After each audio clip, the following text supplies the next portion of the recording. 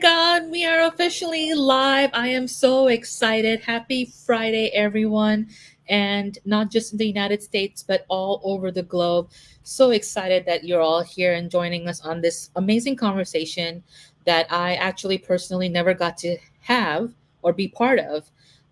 It's been a while. So I'm very excited to have this fabulous, fabulous conversation with none other than Mr. Hounds of Business himself. Mike. And I'm only saying his first name for now because there's a reason behind it. But, my name is Noni.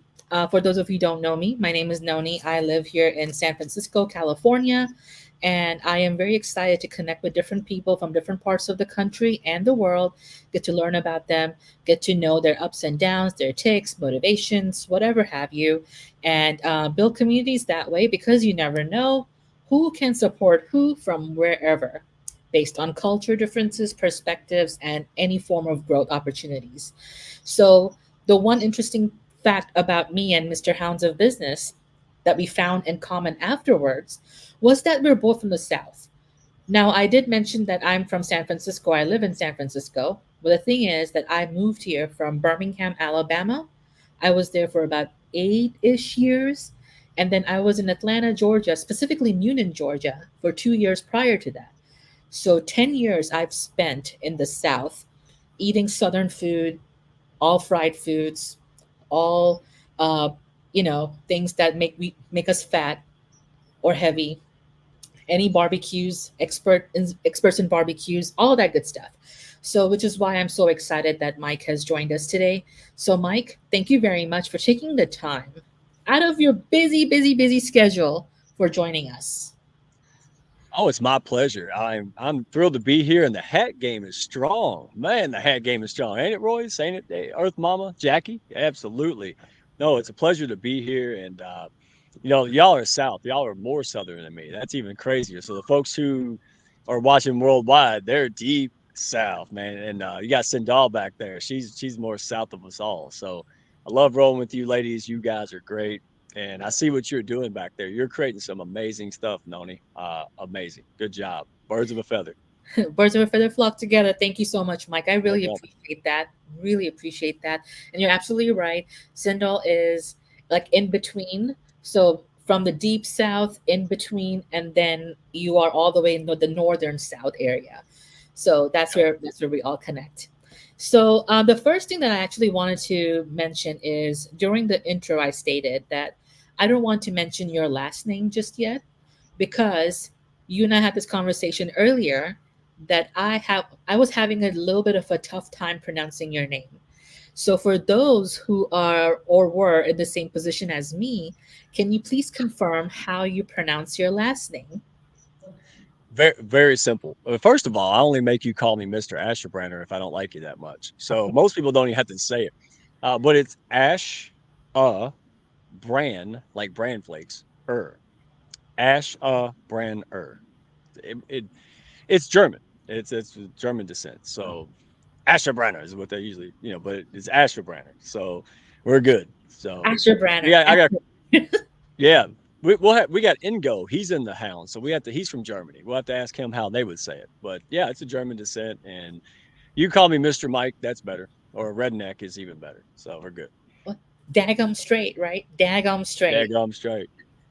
And then the other thing about the hat, though, I know that you have the same exact hat on every single time, whether it's a live or a Zoom call or a one-on-one conversation. And I decided to match you a little bit, but on the girlier, colorful side. I don't have the exact same hat that you have, of course. So that was a very interesting thing that I wanted to explore from you is what's the history or story behind the hat? It's not that extravagant. It's actually not a great story.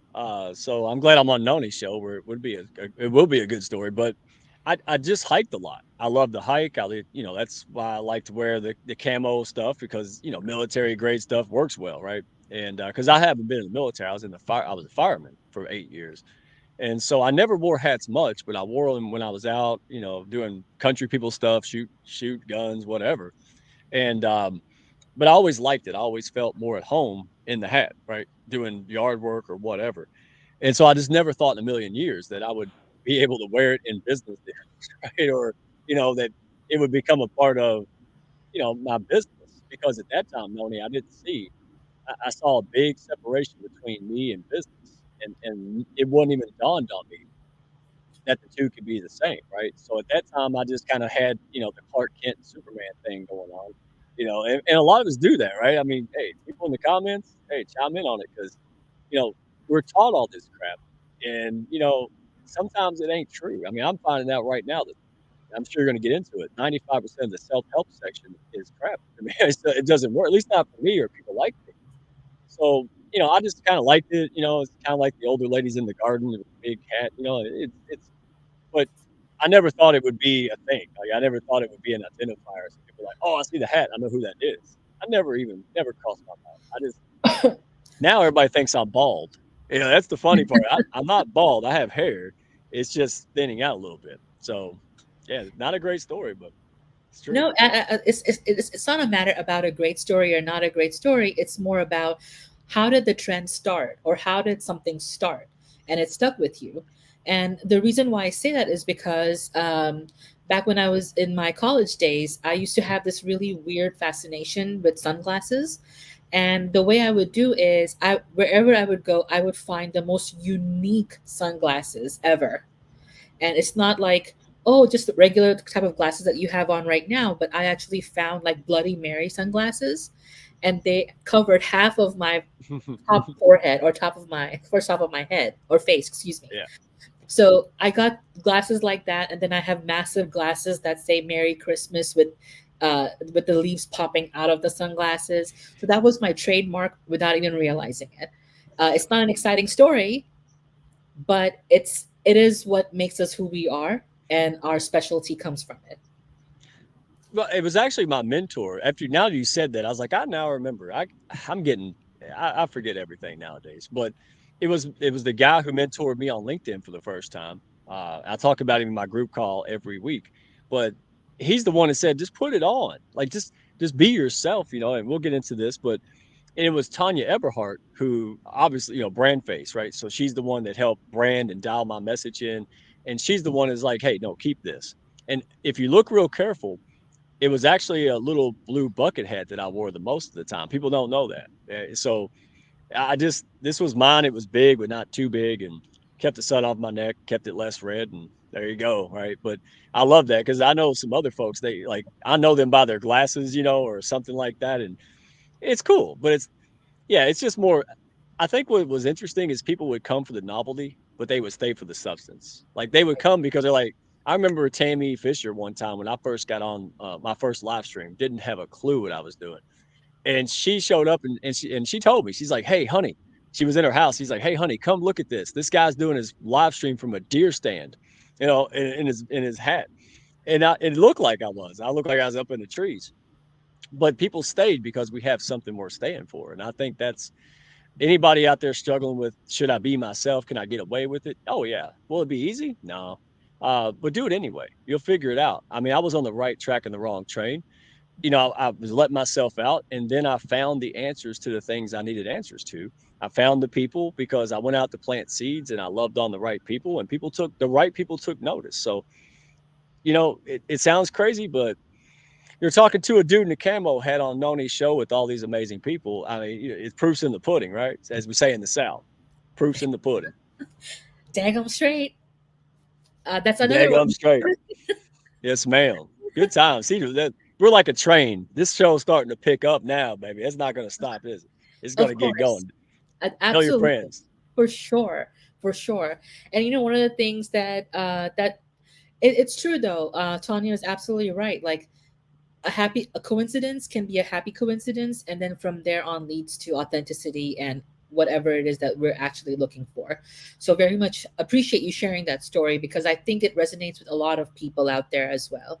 Um, so one of my other and so again, Mr. Hounds of Business, we're here not to talk really about business, but to learn a little bit more about you as a human being, because like I mentioned, whenever like the first time I met you, it was all about Hounds of Business. And Dr. CJ, Right. thank you very much for introducing Mike to me. Really appreciate that.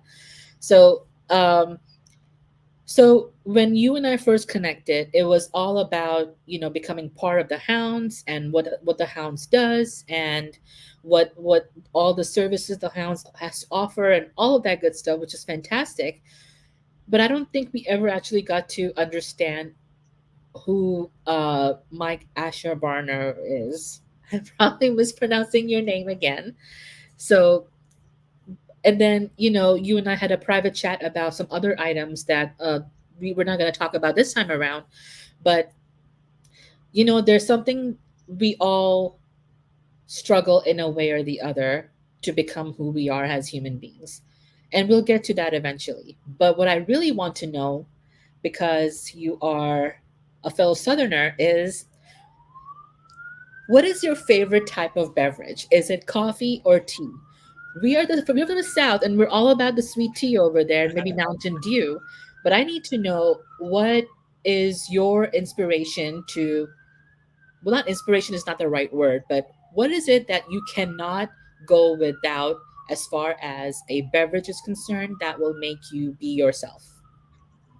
Stereotypical answer, coffee all the way. All kind of coffee, decaf, half calf, all calf, hazelnut stuff you put in the coffee, all around. I just love coffee. I could drink it all day long. And the other day, fun fact, I drank coffee I thought was decaf. It wasn't decaf. So I had like 2 pots of regular coffee and I was getting on my own nerves.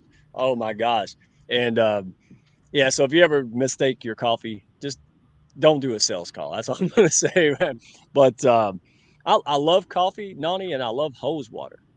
That sounds weird, but I got an office in Louisville, because I'm only about 40 minutes south of Louisville, so my financial office is up there, and I never go there. I hardly ever go there. I love my office shed. I love being in the backyard. I love just hanging out. It's half office, half shed. Right? I take pictures of it, and I'm just a simple guy. And I think that's, I used to be complex, but now I'm getting older and busy and I got things going on.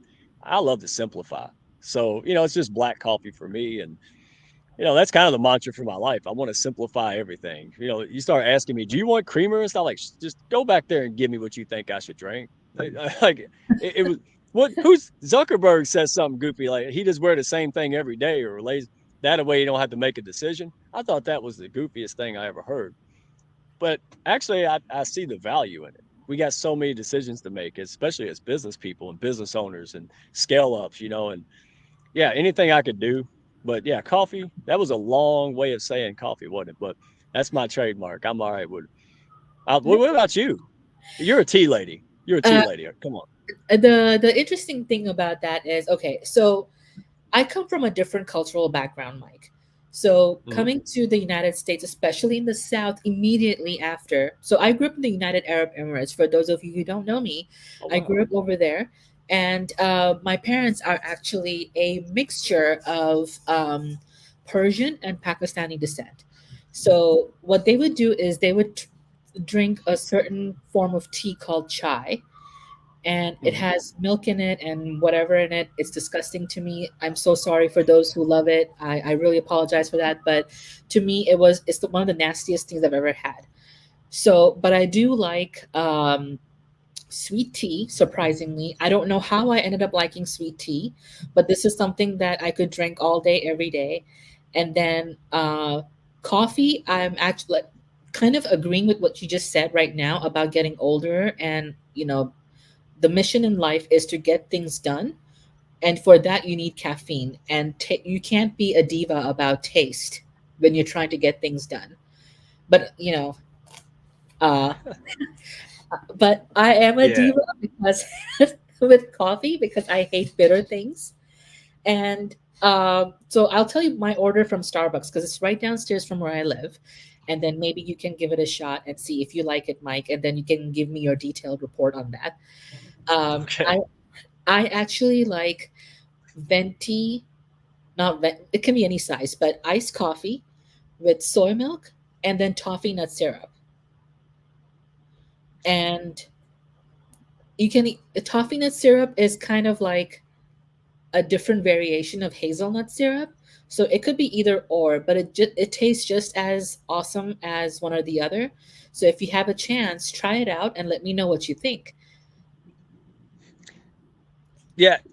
So because my wife does that, she'll give me a caramel latte, something other with a bunch of words and fanciness, and I chuckle because I'm like, you might as well made a prime rib and feed it to the pig. You know, because I'm just I don't have a good palate. I eat soup out of a can for Pete's sake. So like I can't even appreciate it. It's like me looking at art. It's like, yeah, it's pretty, but like, I'm you're not going to get an in-depth discussion on that. I'm like, it's like showing a monkey a piece of art. And they're like, ew, look at the colors. So yeah, I think it's funny. I like different stuff, but in Starbucks, that's not. I'm not gonna badmouth Starbucks because I don't want to have that the cease and desist order. It's just not my jam. Like I feel real awkward in Starbucks because everybody's like cool and fancy and I'm not. But I like to go with other people and kind of act like an idiot and have fun. Like like I don't know what a coffee shop is. I'm always make my place, but yeah, feeding me fancy stuff. Yeah, save that for somebody who can actually appreciate it. I'm simple. Oh no, I totally understand, and I'll tell you why I go to Starbucks though. When we go through a part of our lives where we're struggling to survive, just in general, to pay our Oh bills. yeah. So I actually landed a job as a barista at Starbucks when I had moved to San Cool. Francisco from Alabama, and for those of you who don't know, San Francisco is expensive as shit. Please excuse my French, but it is expensive as It shit. is. And I was struggling. I did not have enough money to pay my rent, which was $500 back in the day. This was 15 plus years ago, and um, Still cheap over. yeah, I mean, still, I would love to pay $500 for like a one bedroom studio or something like that right now, Oh but yeah. back in the day, $500 was almost like $1,000. Let's just give or take on that one. And so I got a job at Starbucks, and I would work there every single day at $10 an hour, which was nothing. And whatever funds that I would get from Starbucks, I would pay my rent with it. Um, and then all the free meals to accommodate the funds that we didn't have to feed ourselves, we would get free meals from Starbucks as the leftovers of the day. So Starbucks got me through a lot of hard times and showed me some humility without even trying, and helped me Wow. have a roof over my head. So that's one of the sentimental reasons behind it of why I go to Starbucks. As far as paying for the drinks, though, that's a whole different story. It's a whole Oh different yeah. story. So I yeah. feel pressure. I feel pressure when I go up there. They're like, "What do you want?" You ever seen Crocodile Dundee when he went to New York? Yeah, that's me in Starbucks, man. I'm like, the first, I just need to look at the little piece of the menu, because the whole thing blows me away. It's silly, but no, I understand the sentiment you're saying, and that's a great story. But I only had bad experience. Like, what do you want to drink? Hurry up! I'm like, I don't know, and people are honking. Yeah, that's my experience. So I'm glad you have a positive one. Yeah, Oh yeah, it, and plus the thing in San Francisco is that there's not many drive-throughs. So when you mention people are honking, we're literally standing in line versus in the car. So it's oh, very the whole cultural aspect of it is very very different. But that actually brings me to the next point. Actually, since we're talking about food and drink, um, what is your favorite meal and why? spaghetti, probably. Any pasta. I love pasta. And it may be because I love Garfield when I was a kid, right? Garfield the cat, the cartoon. Pasta, lasagna, anything with tons of pasta and cheese, I'm in. So yeah, and that's ironically one of the few things I can make well. So like, hey, you're gonna fix dinner? It's either pasta or something like pasta, right? Or soup. Yeah, but there's a few things I can make, and pasta's one of them. And I can make spaghetti a million different ways. Love garlic bread with it too. Um, yeah, I could eat that all day long. That and chili. I can eat chili if as long as it has hamburger in it all day long. Well, do you want fancies? No, just put a block of meat into a pile of sauce and I'm good, man. I'm really like, I don't like seeing me at a 5-star restaurant. Yeah, you might as well let the dog eat it. But I appreciate it I appreciate it. Like I appreciate the effort it takes. I appreciate the people who make it, like, but yeah, I just have a rough palate. I have other gifts and talents I'm proud of, but yeah, and that's why I love hearing you talk about food and stuff because it's like really interesting, and I learn a lot. But you're like, "Hey, Mike, what do you think?" I'm like, wrong guy. Like that's my response. Honestly, Oh, what's yours favorite? What's your favorite? What do you like the most? It's got to be a complex, awesome answer. What you got to tell us? No it is a pressure. complex answer because it goes back to the roots that I come from. So, if I was fully born and raised in the South, the southern United States as an example, I would go more towards spicy fried chicken, maybe some fried okra, fried tomatoes, or my favorite is cornbread from the South. I'm just gonna tell you that right now. Oh, Um, Cornbread drools. Oh my goodness. All I can think about is cornbread right now. But as far as the palate is concerned, there was actually a dish that my mom used to cook back in the day. Um, and I don't know if you would like it or not because you're a simple man with a simple palate. But it's called nihari. She comes from a Pakistani background, so one of the main dishes is nihari, and it's like a thick roux, and it has very very tender meat in it. So primarily beef or lamb, depending on what you like. yep. And then some people make it with chicken, but chicken does not do it justice. So that's one thing from the Southern Asia area that I like. And then the other thing that I do like is Szechuan cuisine. That is from, I believe, northern China. So that is one cuisine that I actually like as well. And I know I'm saying a lot of fancy things or whatever, but it's something that you have to try if you can, if you can, once in your lifetime.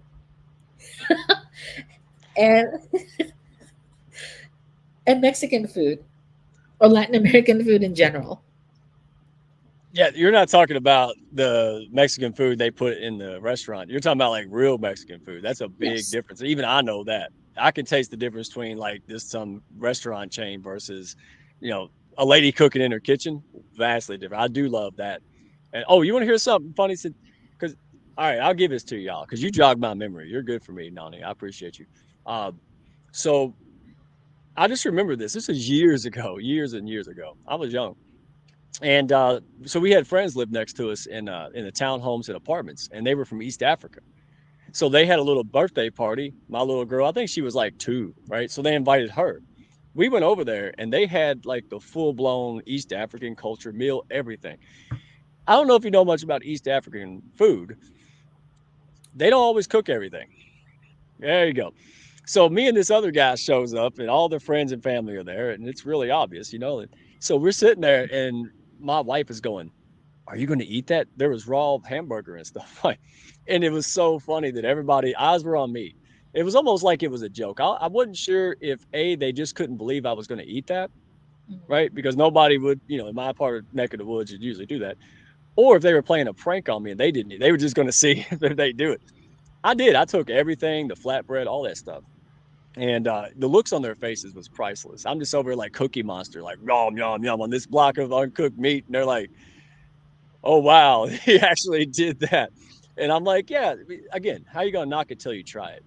I'm actually fascinated by other cultures, and that's a misconception of a lot of folks. Is I listen to all kind of genres of music. I like to check new things out.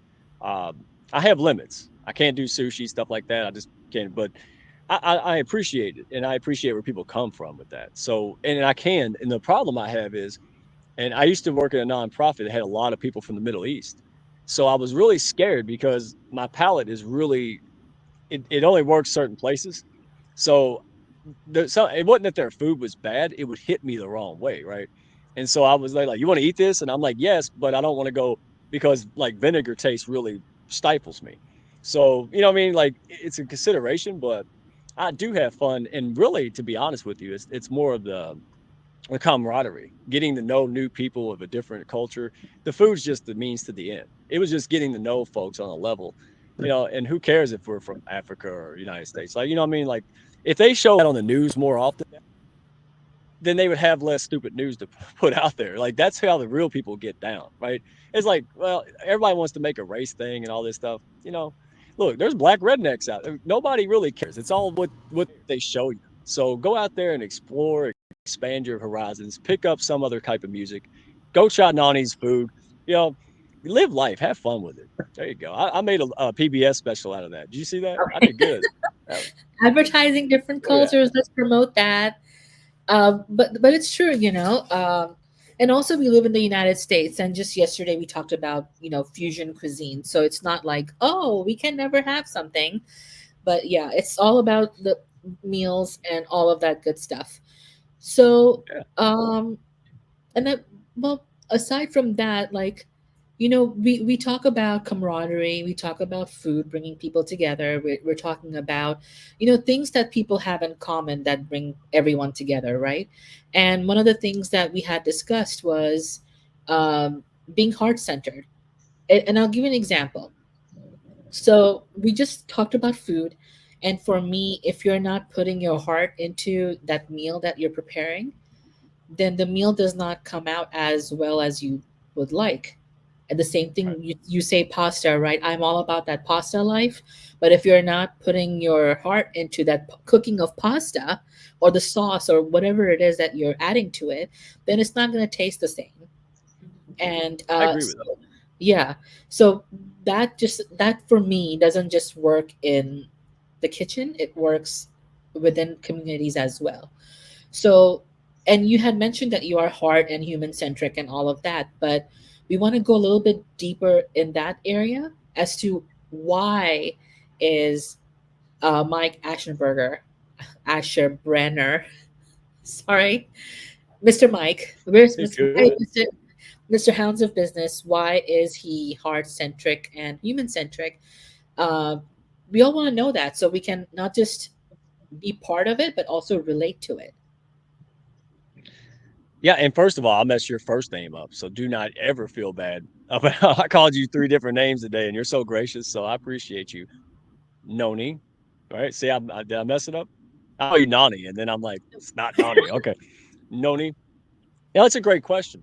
So, focused and all about heart center. First, the brutal honest answer is because I came up in a bad past. I grew up in an alcoholic family and kind of saw the opposite, but I also had a good example. So my grandparents, thank goodness, was an example of what you could be, right? They honest folks, made an honest living. People liked them. They were charitable. They went to church. Very opposite of, of what my inner family was at the time. And so growing up, it was really a bad conflict. You got no self worth, self esteem, no security. So all these things you need to be a healthy adult was really evasive, right? And you don't know that when you're growing up. You just just living, right? Or just surviving in that case. So I guess I developed just a really you read people. Uh-oh. Uh Am I oh. back?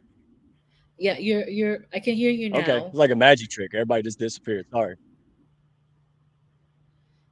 Okay. Okay, perfect. So when you're always in this kind of and I'm not a psychologist, I'm just some dude who went through it and kind of examined it later, right? Because I heal from this now. In my 40s, I really took a serious dive to heal from this stuff.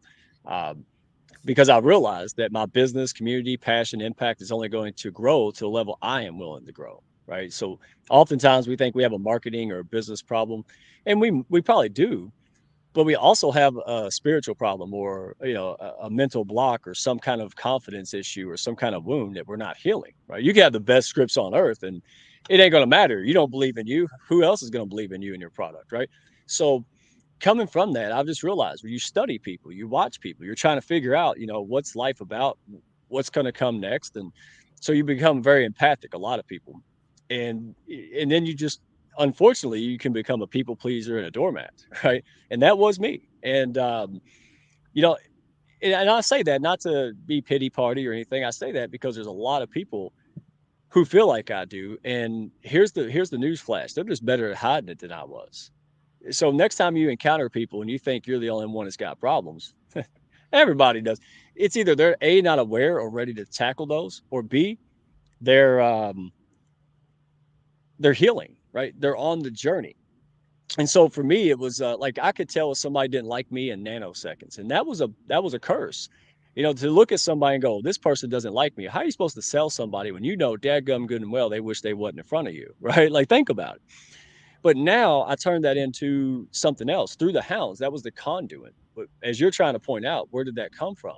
Well, I started by accident because Well, you remember how Zuckerberg talks about or Chris Rock jokes about Mark Zuckerberg making Facebook because he didn't have any friends.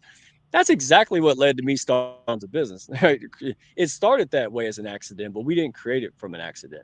It was at that moment I realized I wasn't alone. I wasn't defective. I just didn't know what I didn't know. Right. There was tons of people who didn't like to push and manipulate. And, they've also, felt maybe they didn't belong. And some of these folks were high powered, made money. It had nothing to do with it. So my upbringing, and going through a lot of uncertainty, really led me to be very people oriented and build deep relationships because I didn't have that. I didn't have a lot of that growing up. But I had to learn, you know, to make it healthy, I had to learn how to temper that with with with healing, right? And self-worth. So it's a journey, it's a process. And but the good news is I'm not alone. I'm here with you. I see the folks in the comments, the folks that watch this. And that's my calling card. Just stop thinking something's wrong with you that's not wrong with the rest of the human condition. Okay. And just dive into it. That stop avoiding it, stop doing whatever, stop putting your head in the sand, drinking, however you're handling it, and just dive into it. The next time something happens and you want to unravel, take personal responsibility. See, so now when somebody doesn't like me, it doesn't bother me. I'm capable to handle that. I don't take it personal, and oftentimes I can make that into a win-win because I can tell why they don't like me. And oftentimes, in my estimation, it's something in them. Like, think about it. If someone's not in a position and willing to crawl out of a hole or to, maybe they have a book they want to write, right? Or maybe they have a show they want to do, and nobody around them does that. They just go to work, go to the bar, whatever. And then one day they start writing. Well, don't expect people to go, "Hey, good job, Billy. Thanks for, don't come back to the bar and hang out with us." Go. No, it's usually, well, that's going to be too hard. You're never going to make it. How are you going to get published? Blah, blah, blah. And it's at that moment that you got to dive in. Either you're going to give up on your impact and the goals and things you can do, or you got to dive in. And so that's the courage before confidence mantra. Now, Noni, thanks to Noni, y'all know where this is coming from. The courage before I had the courage to put this hat on and look like a jackass. I didn't know if it was going to work or not, but I wanted it to be. And the internal talk was this: if I can't be myself and build a business and do something special in business, then I'm going to go be a daggum rodeo clown or something I can be successful. I'm just sick and tired of being sick and tired, right? I didn't care at this point. I went from caring what everybody thought. I'd do anything to keep a friend. Uh, and then through that journey, I just said, no, no, I value me. I want to learn how to value myself. And then guess what? I became an even better leader to the right folks and the right mission and the right things. And that's what it means. So I'm not saying other people are bad. What I'm saying is we all have a decision to make, faced with forks in the road, and you can crawl out of that. And I'm here. Like I don't talk about it much, but I've been recovering alcoholic for 8 years. I don't know how many healthy alcoholics I've ever met. So I never judge people, but I do encourage them to say, hey, face your stuff. Right. And that's what I mean. I don't say this for my own health or to look cool. I say it because maybe if I say it, someone will take action. And when they take action, they can go make positive change in this world. Does that make sense? That was a long answer to, but that's where it comes from. It's I love people and I had no stability. Oh yeah, no, absolutely. I totally understand, and you're definitely not alone in that space. A lot of other people who I've come across, if not just within the LinkedIn community, but just in general within in person in life, they've been all in a similar path where trust issues with people that they've experienced.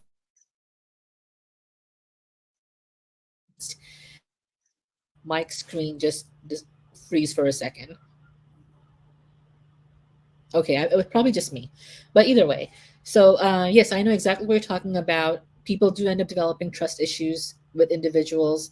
You and I talked about theft because we trusted the wrong people, or Yeah. somebody we let other people take advantage of us and walk all over us, and you just get tired of it. e- Eventually, sometimes it's later than expected, but at least you realize that early enough to stop that from happening. And if there's someone who's not in alignment with your own personal mission or policy, then it's okay to let them go. And that is something that I think a lot of people don't understand because they're after the material things versus the immaterial things. And of course, the material things, by that I mean is money, because we all want to make money with our business. We all want to make money off of our ideas or whatever. And then they forget that the people who they might bring in are actually the worst people for their business. So, uh, camaraderie over profit, always. So that I appreciate the answer, and I appreciate you sharing your story or your inspiration behind you doing what you do, so many other people who are listening or watching can relate to that as well. If I may, I know I appreciate that. If I may piggyback real quick on that, you know, me and the Hounds and we're inclusive, but we're not for everyone. There's a difference there. In other words, you don't have to be any nationality, any social status, economic status, but we're not for everyone. There's not some people want to come in and sing kumbaya and do profitable reciprocity. And that's okay. Some people just don't like someone's face, or we don't care about that. Here's what it is. I'm not against anyone, but nowadays I am for me. Understand that this has taken off. In other words, I used to love people, but then it wasn't tempered, as I mentioned. And now it's not a personal. It's like, hey, we have a mission, right? If any Navy pilot, anybody will tell you, right? If you go on a ship and you're off 1 degree, boy, that's going to take you way off course. So to us, it's about alignment, and alignment can change, Noni. A lot, people change. So again, it's about wisdom. It's trying to be skillful. It's saying, look, I got a crap or crappier decision to make, right? There's no good outcome. Probably just I'm trying to pick the least worst outcome. And but that's where values kicks in. That's why you and I get along so well because we're focused on the outcome. Once you do something, it's out there. But when you operate from a place of values, the difference is that you're an oak tree in the middle of a hurricane. You're not a tumbleweed, right? Tumbleweed's not going to last at all. 100-year oak tree, now that thing could probably weather the storm. And so you're absolutely right. So we have a duty as leaders and good people to protect our interest, and especially when you have a community that has other people in it, other people who are vulnerable. What kind of leader would let a foxes in the hen house, right? What kind of leader wouldn't do what needs to be done? And I take that. I take the good with the bad, but personal responsibility is everything. The day I stopped blaming others, blaming this, blaming that, I looked in the mirror and said, you, dogs bark, cats meow, and people. If someone or something is happening you don't like, it's up to you to change it. Right? Think about some. Well, they're pushing my buttons. Take the buttons off. Oh, I can't. See, that's your problem. That was my problem for 40 years. Take the buttons off. Well, limitations. Right? So when you get to that point where you're completely sick and tired and you're ready to change, that's the nasty, awful, horrible, hideous process you're going to have to go through. But I'm telling you, it's not as painful and as long as you think it is. And you will really quickly see a lot of opportunities, a lot of things that take you to the next level. It's like a video game. You got to pass level 1, right? And then you get to level 2. Of course it's harder, right? You never got off 1. These kind of things. So, focus on you. It sounds selfish, especially if you're an empathic person, if you're really big-hearted, but it's not. It's called responsibility. It's called self-worth. And the people around you as well as you will benefit from it. And this is a new lesson for me, guys. I just learned this not too long ago. And I share this because it is. Well, wow, people don't like me. Oh my gosh, nobody wants to be in that boat. But it's not they don't like you. Most of the time, you're just showing them what they could do. They're just not ready to do it, so they're not responding well, right? And the best thing you can do is take the high road. Oftentimes, to me, that means distance and silence. And it's not because I'm trying to, get at somebody. What it's about is that if I say nothing, I can't ruin it, and when they get to that level, maybe we can reconcile. It's a long-term, intentional, mature way of thinking that I lacked just a couple of years ago. Does that make sense? So what might appear to be, oh, that's terrible.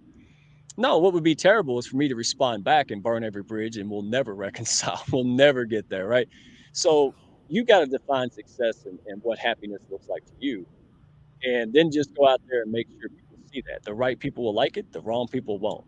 And think about things like elections. I won the election. Yeah, but also 49% of the population didn't like you as much. So, you know what I mean? Like, you got to stop worrying about that and just land. I don't care. Here's what I care about. Another 12-year-old reconnects with her mom and feels like she belongs and she gets over cancer. That's what we do. And we talk about the hounds. Yeah, but that's why I do this. That's why I create the hounds. It's about the passion. So 5 years from now, will I care that, this happened? No, then I do it. I don't like it. I don't want to hurt nobody's feelings. But am I going to be able to open up food banks on my own dollar? Well, I better make the right decision. Like that's how I look at it. I have to make this tough decision today if I'm going to have the lifestyle and be able to do amazing things in the future. Does that make sense? Oh, absolutely. Absolutely. Um, and I like how you give more context to what you're talking about versus just giving short answers. So that's definitely helpful for somebody who is trying to get on the same path, or not same path, but similar path, or their journey to succeeding. So I appreciate you going in more in depth about that. And we're actually getting limited on time, and I wanted to ask you a question that I think is very relevant to who is Mr. Hounds of Business. And that is, I know that there's more to you aside from Hounds of Business community. And so if you're not doing Hounds of Community stuff, let's say on a Friday, you plan yourself that, okay, until 3 p.m. or 4 p.m. Eastern time, I will only focus on Hounds of Business. Like that's my thing, that's my jam during that time frame. After 3 p.m. or after 4 p.m., what is your focus? Wow. Okay. You would think it'd be a simple answer. So in the early stages of building anything, doing anything, you could be trying to become in a tough man contest, whatever. It doesn't have to be business. There's a misconception, and its name is balance. I've realized that that just doesn't work for me. It doesn't work for me. And CJ has said this, and we didn't even talk. So I was like, "Whoo, I'm not a crazy man after all, right?" But think about it. When you take steps, you're off balance. What makes more sense to me is harmony. So life happens in waves. As soon as think about this in life, anytime you're trying to go forward or do something, you the only thing that you can expect realistically is better problems. What do I mean? Well, Warren Buffett has money problems and I have money problems. The difference is he makes too much. He's trying to pay less in taxes, and I'm trying to have his problem. So if you asked me this 6 months ago, I say, oh yeah, well I just disconnect. I go see my family. The last 3 to 4 weeks, there has been nothing but the hounds. It's a grind, and people will well intentionally tell me, well, you need to take a break. No, not yet. Not yet. This is not a time for that. This is a time to build endurance, resilience, strength, uh, things that it's a way to fight past the mental tapes in my head that says you can't do this, you stink, it'll never work. My answer to that is to shut it up by grinding harder. So this is a season that I'm pretty much me.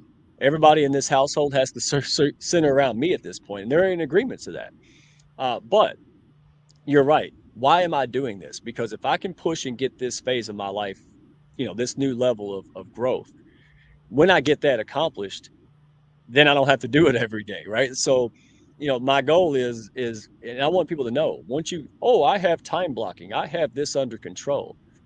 You do until the next wave of tsunami hits you, right? And that's a good sign. It means you're growing. Because if you're not getting challenged and everything's just fine all the time, you're not growing. You can't be.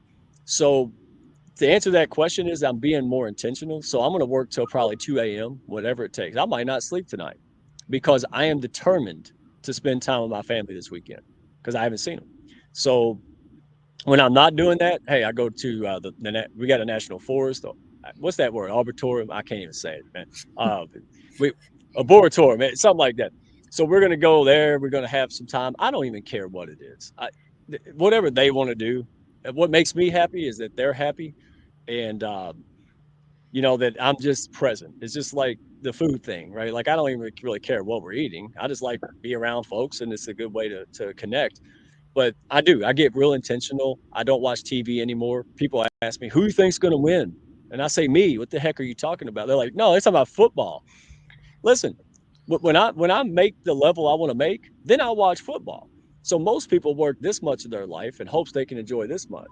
I'm trying to in my 40s, I'm trying to put that in reverse. I said, look, if I work really hard for this much in my life, I can enjoy the rest of it.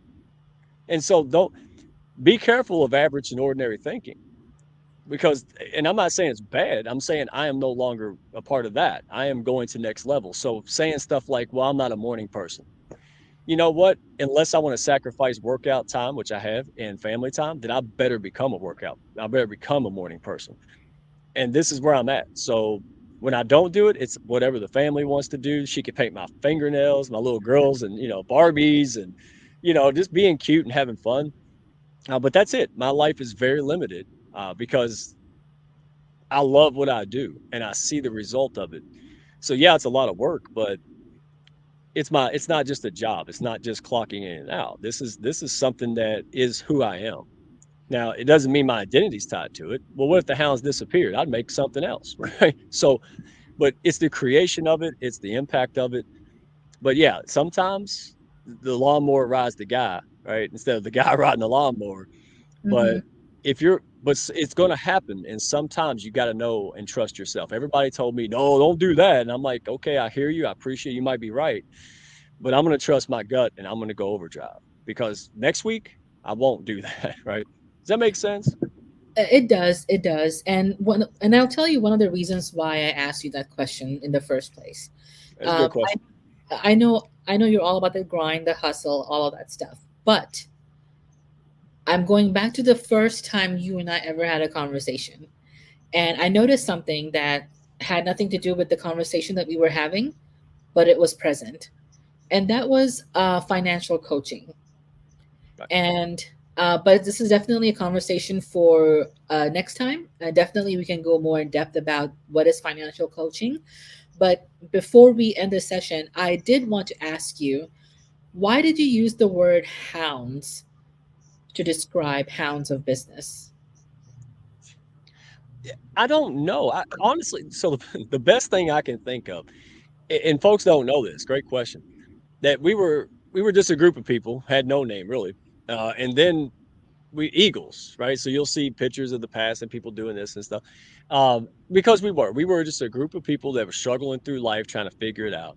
Um, and then we became more intentional and it grew into a business group. So today people ask you, is it a friendship group? Is it a business community? It's both. That's why it's so daggum special.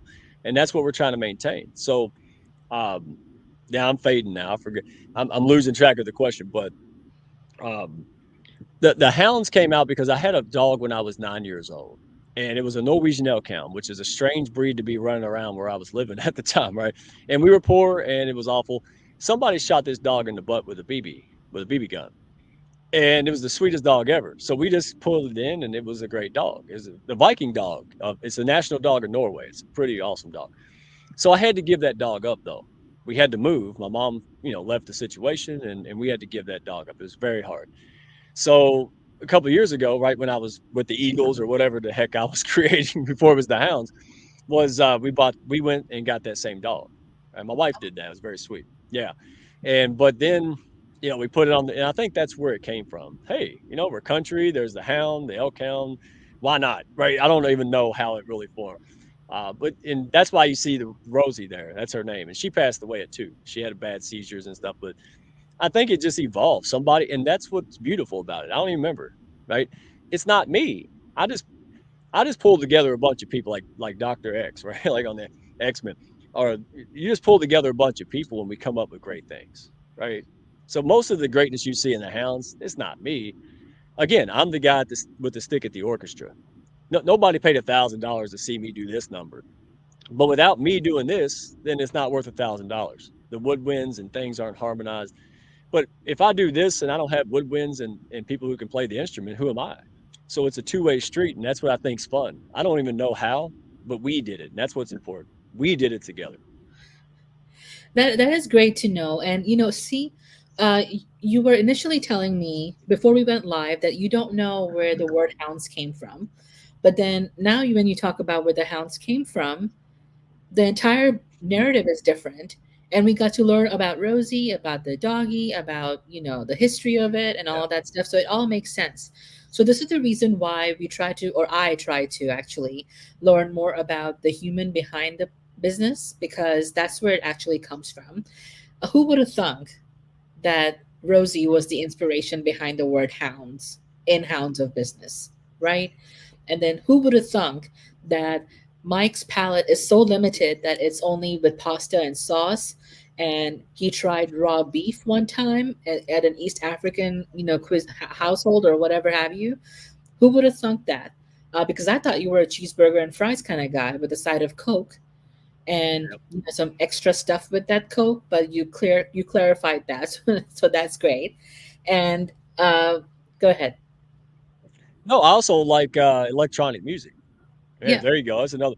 And there's a fun. I don't want to derail it because we need another hour. But I actually just didn't sit in the country. I have a lot of exposure from a young age in inner city. I went to suburbs. I bounced around quite a bit. So I identify country. I love it. It's my preferred place. But I've been exposed to a whole lot of things, and that's why even country people look at me like he's a little off. He got a little, they smell some city or something on me, and then I have to go and really shoot really well, so they'll know I'm one of them. But it's interesting because I have been exposed to a lot. So I'm kind of like the Gremlins. Remember Gremlins 2? Have you seen the movie? Remember the Gremlin that talked? The one that's me. I'm just a little bit more cultured gremlin. I'm still a gremlin.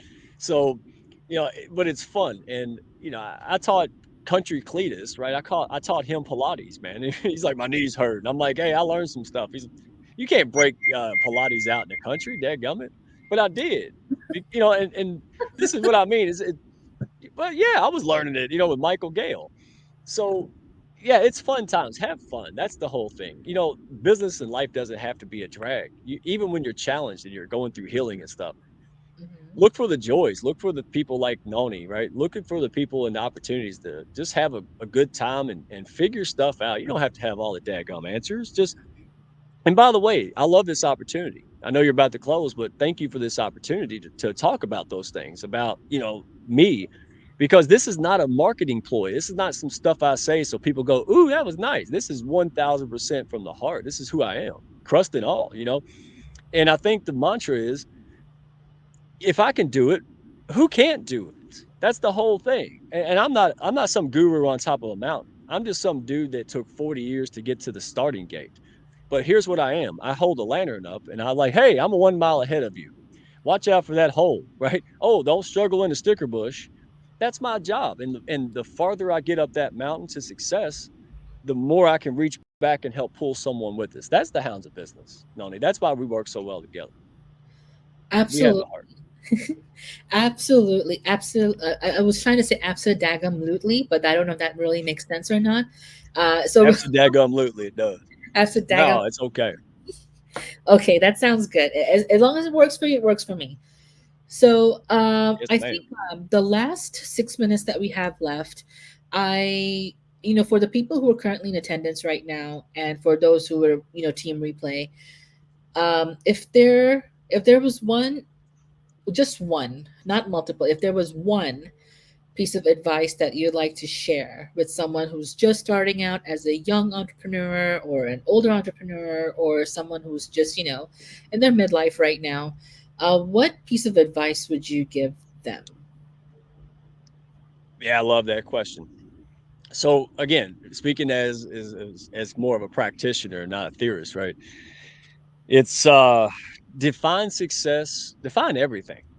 You get to decide. Listen, if and I talked about this on the iHeart yesterday. I said, listen, if if you truly want to be a house mom or a school, whatever, if you want to be a stay-at-home mom and take care of the household, take care of the kids, and that's truly what is success and happiness looks like to you, don't let no one steal that. Just do that. Don't let someone else say, "Oh, you're supposed to do this and start a business." You do that, and you do it with everything you got. Okay, and if your mind changes, dadgummit, then that's okay. But you don't let other people steer your ship. That's the number one problem I and a lot of folks that I know have. And then number two, if maybe number two, is be okay. Be okay with with not being okay. Be okay with not having the answers. Again, let go of the outcomes. It's like this. Well, I don't think I can lose weight. Really? Really? You don't think you can lose weight? So the laws of physics and nutrition doesn't apply to you, right? Like stop it. Oh, here's what you can do. You can go out there and do what other people can instruct you to do. Get a coach, watch a video, work out, eat better, and guess what? You're going to lose weight. Oh, no, I won't. Yeah, because you're a human being. It's like saying gravity doesn't work. What happens if we jump off a 10-story building? We're going to splat. It's not going to say, well, Noni's from a different country. No, it's not. Nobody cares. Her background's different. She's got a pink hat. We splat, right? So understand that the principles and laws of the universe, that includes happiness, well being, you can find it. It's not going to be easy. You got to work your butt off. But understand anything. I think it was Seneca or Marcus Aurelius. This is, yeah, I'm quoting it. What stands in the way becomes the way is the end of the quote. So whatever it is, oh, that thing's stopping me, then that becomes the focus of attention. Now my job is to eliminate the obstacle and roll through this thing because that's a test, right? I don't look at challenges anymore like, oh my God. I say, hey, bring it on. I got an issue. Okay, that means that that's standing in the way of my next step. And all those steps are going to add up to greatness. So now it's like, oh, I can't do that. Now I'm like, yeah, I can. I've already done it 1,600 times. So look back, celebrate your wins. When your brain says you ain't good enough, say, well, you can't. So nobody's going to take your course. Nobody's going to hire you to do marketing and stuff and teach them social media, the non. Yeah, you know what? It's already happened. What do you mean it can't happen? It's so you got to counter. You got to fight fire with water, and you got to be conscious. Okay, here's all the reasons I think I suck. But let me go ahead and look at the other side of the coin. Here's the reasons why I could be successful. And I think that's it. Here's my last call. Yeah, we heard 1,000 million reasons you can't be successful. Give me one you can. That's the hard part. Give me one reason you could succeed at that stuff. Why you should even try it. So if anybody in yourself and anybody else, if they're not cheering for you, they got to go to the sideline. That's it. If you're not on my corner and cheering with me, that don't make you bad. You just got to go sit down until you're ready, or you just go ahead and leave because I know what I'm about. I understand what this is. It's not a game. All right, this is my livelihood. This is my impact. And when I get smacked by a bus, the Hounds has so many people and so much impact. Somebody's gonna put my goofy self up with a daggum picture. The pictures they got of oil paintings. Yeah, but it's not about me. All right, that's the whole thing. So I think I answered your question. And well, we got 2 minutes. I'll shut up. Go ahead. You did answer my question, and I'm giggling because the one sentence that you said was, "If you're not gonna, stand up and cheer with me or whatever, then just sit down." And and I'm literally thinking about that live. Like I'm an artist, so I have to imagine everything in my head. So I just imagine some people who I'm not really a big fan of or would not work with. I'm telling them to sit down and shut Right. up and go away. So, like this. And Right. because we don't have time for that. And so, yeah, I totally agree with that. And I will try to hold my giggles next time because of all the images that are coming in my head.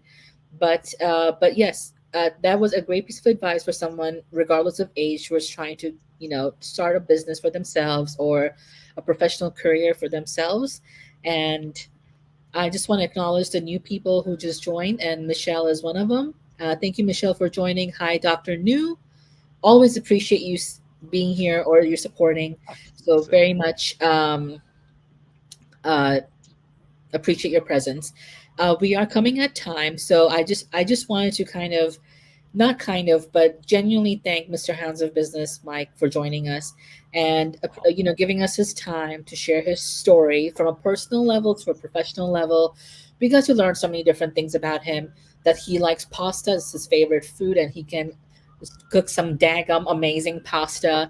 And then he likes his black coffee in the morning, not any of the fancy stuff that some of us might like. And what inspires him to wake up in the morning and do what he does, and of course learn more about Pound or Hound, excuse me, name Rosie, which I did not know about. Rosie. So Rosie, yep.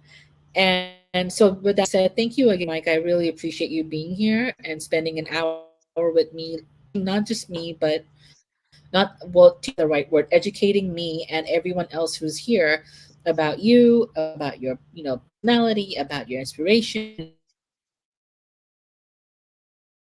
your background. And we hope to continue this conversation in a positive way. I just want to show my gratitude and appreciation towards you right now. So thank you very much for being here. No, thank you for the platform, the friendship, and the opportunity to help each other. That's what that's the fruit of this. That this is how I know. As long as I'm doing things to align and retain and attract people like you and all the folks in the comments, that's the benchmark. I know I'm doing the right thing. That's how I know. Hey, this is working. Again, I'm just some guy. I'm just some dude that just couldn't stay down. I had a passion, and that's what everybody here has in common. So thank you for the opportunity. Thank you, Sindal, in the background over there, making me laugh the whole time, and all the folks that showed up to support me, and the ones who could have, but they were busy and they wish they could have. Um, you guys mean the world to me, and I can't thank you enough. If you didn't believe in what I believed in and put the work in, I'm just some guy talking to himself. There's no impact. So, and I'm not saying that to be flattery. I'm saying that because I truly believe it. I, I could be doing a million other things, but because of you, here's where I'm at. So it's an honor to be pushed up as well as serve the folks in the Hounds, and I'm looking to. Can't wait. The Hounds is moving forward. We got a lot of new things unveiling, a lot of new exciting stuff around the corner. So this is the prime time to get into it. DM me. We go on Hounds of Business YouTube. Find me on LinkedIn. Just shoot us a message and don't do it alone. It's too hard out there. All right, go find people that's got your back. Thank you, Nani. Definitely. Thank you so much, Mike. I appreciate you and appreciate everyone joining. Have a wonderful rest of your Friday and the weekend. Bye.